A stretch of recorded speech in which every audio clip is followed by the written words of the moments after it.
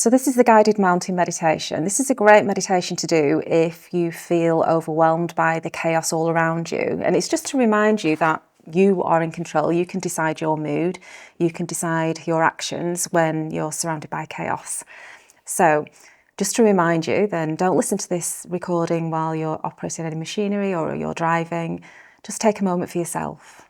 And I just want you to sit back or lie down, whichever you prefer, with your head held on your neck and shoulders. And then just think about allowing your shoulders to fully relax. Place your hands on your knees or your thighs.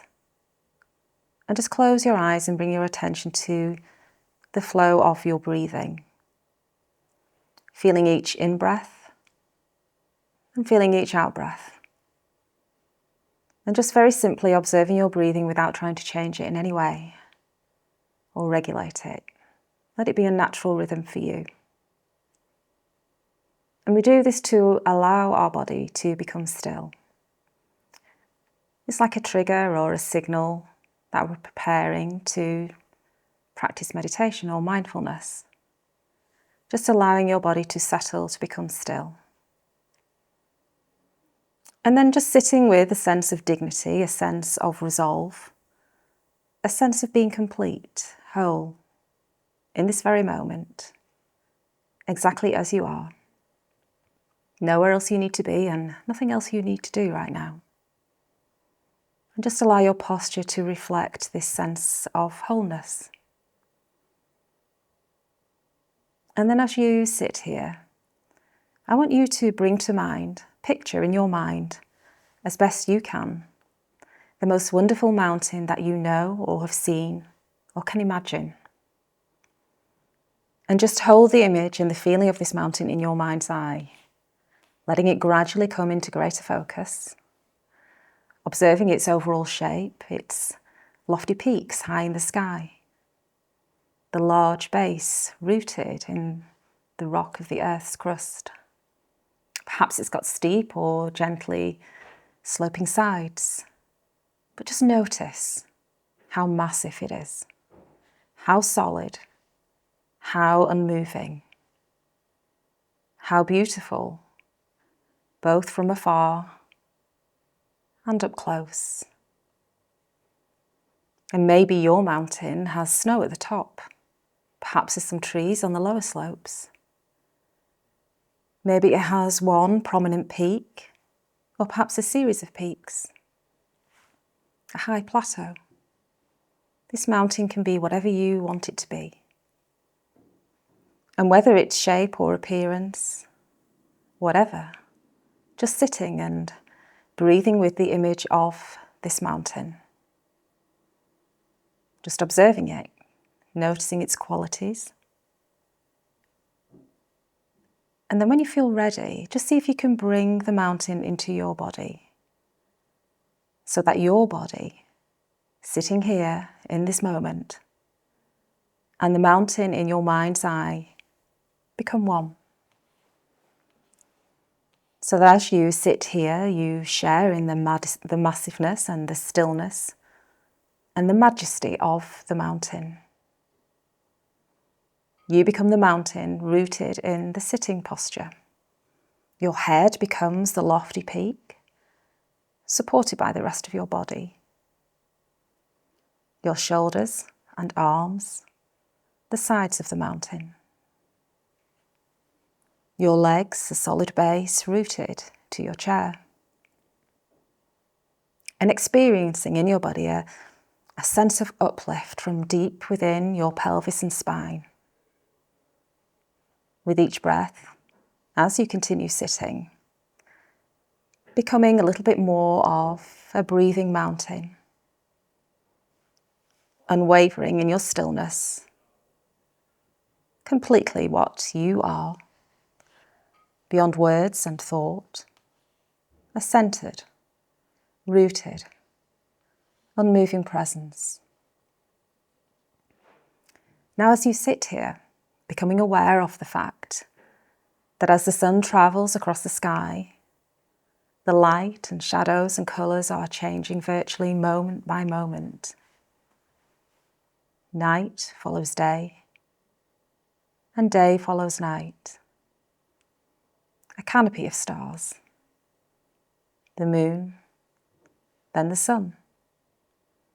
And through it all, the mountain just sits, experiencing change in each moment, constantly changing, yet always just being its self.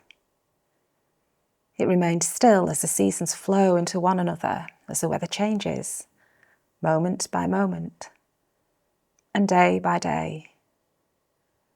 Calmness abiding all change. And in summer there's no snow on the mountain, except perhaps for the very peaks. In the autumn time, the mountain may wear a coat of brilliant fire colours. In winter, a blanket of snow and ice.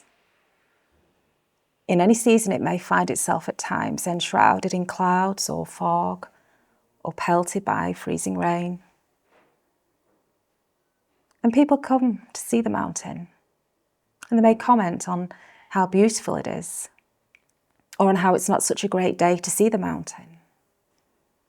But none of this matters to the mountain, which remains at all times its essential self.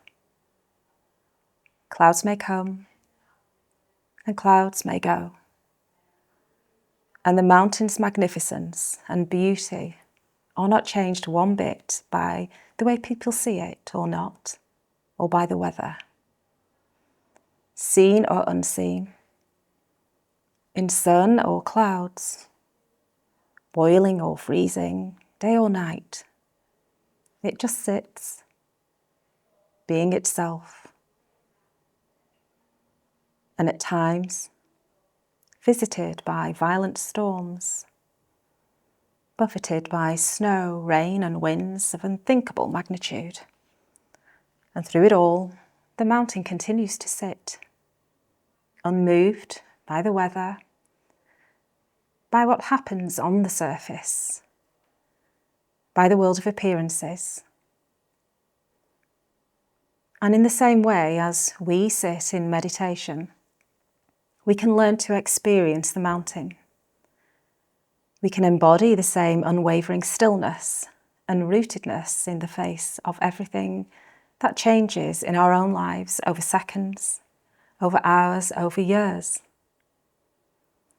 In our lives and in our meditation practice, we constantly experience the changing nature of mind and body and of the outer world. We have our own periods of light and darkness, our moments of colour and our moments of drabness. And yes, we certainly do experience storms of varying intensity and violence in the outer world, but also in our own minds and our own bodies, as well as the many moments of joy. And even our appearance changes constantly, experiencing a weather of its own. And by becoming the mountain in our meditation practice, we can link up with its strength and stability, and we can adopt it for our own.